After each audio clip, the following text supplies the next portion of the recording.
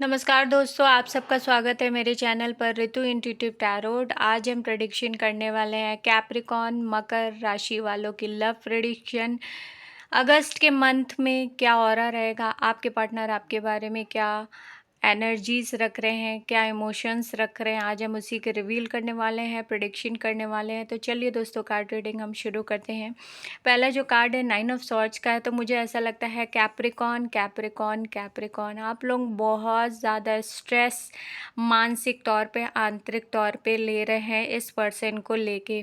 हालांकि बाहरी दुनिया में बहुत सारी चीज़ें आपकी सही चल रही है, वहाँ आपका ध्यान बिल्कुल भी नहीं है, लेकिन इस पर्सन को लेके आप मुझे परेशान दिख रहे हैं। यहाँ पे 7 ऑफ सॉर्ड्स है, यहाँ मुझे ऐसा लगता है कि ये पर्सन बहुत छुपा छुपा के चीज़ें करता है।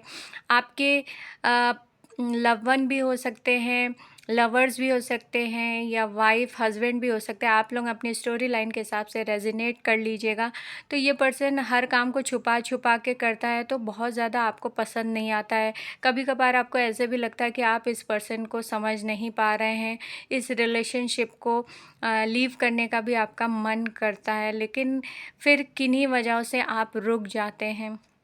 ऐसी बहुत सारी प्रॉब्लम मेकअप मुझे नज़र आ रही है आपके पार्टनर के ऑरा में। मैजिशियन का कार्ड है, तो आपके जो पार्टनर हैं बहुत ज़्यादा मैनिपुलेट करते हैं, हर चीज़ को मनवाना चाहते हैं। वो जो कह रहे हैं वो सही है, आप जो कह रहे हैं वो गलत है। आप उनके तरीके से लाइफ को जिए, जो कि आपको ये बात बिल्कुल भी पसंद नहीं आती है कि कोई इंसान आपको उसकी तरीके से लाइफ जीने के लिए मजबूर करे।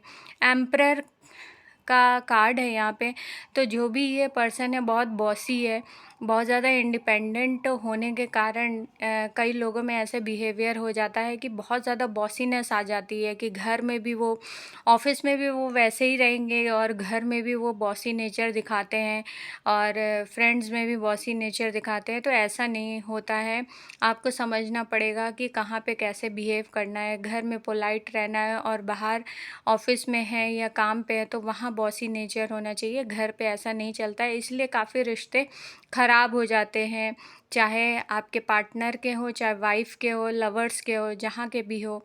तो थोड़ा सा लोगों को सीखना पड़ेगा कि जहाँ पे भी आप काम करते हैं तो हर जगह की एक बिहेवियर और ऑरा होता है।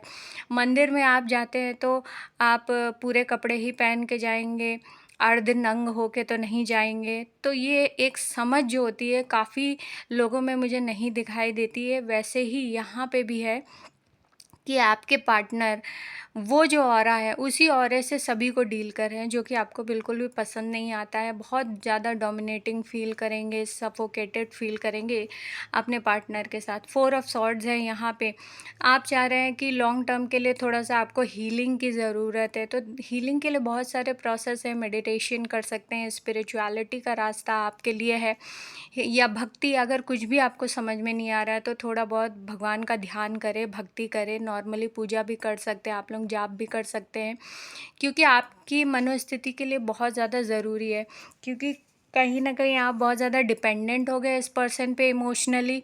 तो इमोशनली जब हम किसी पे डिपेंडेंट हो जाते हैं तो दिन रात उसके बारे में सोचते हैं, उसकी एक भी रिएक्शन आपको हर्ट करती है। तो वो परेशानी जो होती है ना, उससे ही आप बहुत ज़्यादा आंतरिक तौर पे परेशान रहते हैं, तो फिर आपको शांति महसूस नहीं होती है। तो मेरा ऐसा कहना है कि आप लोग थोड़ा सा हीलिंग करिए, पूजा करिए, ध्यान अपने ऊपर दीजिए, अपनी बॉडी के ऊपर, जो भी आपको अच्छा लगता है करने के लिए उसके ऊपर। और भगवान की पूजा इसलिए करने के लिए मैं कह रही हूँ क्योंकि इससे और स्ट्रांग होता है और थोड़ी सी मानसिक शांति महसूस होती है। 8 ऑफ वॉन्ड्स है यहाँ पे, इस प्रॉब्लम भी बहुत ज़्यादा है इस प्रॉब्लम में कि आपके जो पार्टनर हैं वो आपकी बात सुनना नहीं चाहते हैं। जो भी आप कम्युनिकेशन करना चाहते हैं सही तरीके से, ये पर्सन आपसे कम्युनिकेशन ही नहीं करता है, क्योंकि थोड़ी बहुत कम्युनिकेशन होती भी है तो बहुत ज़्यादा काटने वाली हो जाती है, जिसकी वजह से लड़ाई झगड़ा उत्पन्न होने लगता है। इसलिए थोड़ी सी इस मंथ में आपको दूरी रखनी चाहिए। बहुत कम बोले, लिमिटेड बोले, जितनी ज़रूरत है उतनी बोले इस पर्सन के साथ में, क्योंकि जिसकी मनोस्थिति और हैबिट्स अगर सही नहीं है तो उसके साथ डील करना बहुत ही कठिन हो जाता है। तो अच्छा यही है कि अगर आप एक मैरिज में हैं तो थोड़ी सी दूरी बना के समझदारी से इस इंसान के साथ डील करेंगे तो बहुत हद तक आप कर ले जाएंगे।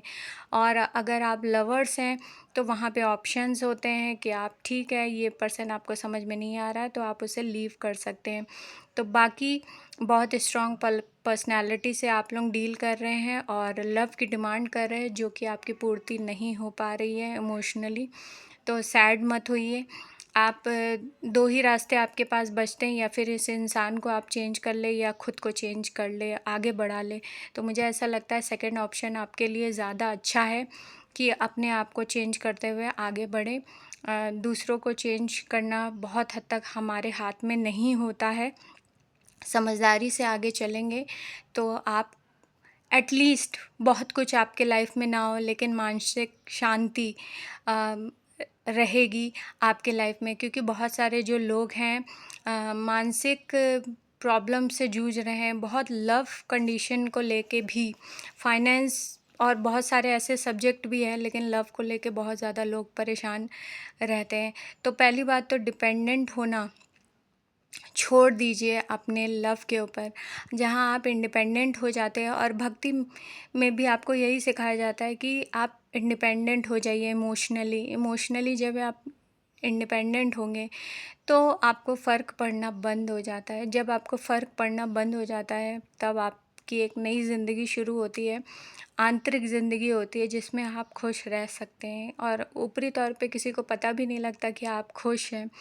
तो मुझे ऐसा लगता है कि सेकंड ऑप्शन आपके लिए है, और कोशिश करिए आगे बढ़िए, अपनी हैबिट्स को, अपनी मनोस्थिति को सही करते हुए आगे चले, किसी पे डिपेंड ना हो इमोशनली ख़ासकर।